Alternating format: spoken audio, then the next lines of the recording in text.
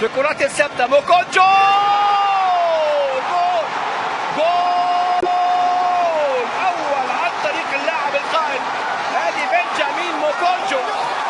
زئير الاسد يظهر هنا، الاسود الغرب في الشباك لتكون هدف تقدم هنا بعد مرور دقيقه 35.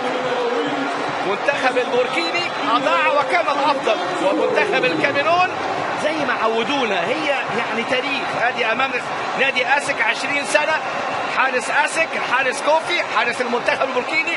بص شوف عاملها حلو قوي ببطن رجله قويه وبزاويه، ويضحك على هيرفي كوفي، يضعها بنجامين موكونجو في الشباك عشان تكون هدف التقدم لمدافع للحفاظ على هدف موكونجو. وادي الكوره من بالو ديوارا، ولكن هنا التصدي والمتابعه جول. المتابعه جول جول دايو لاعب نهضة بركان. ادي امامنا اهو يوسف دايو.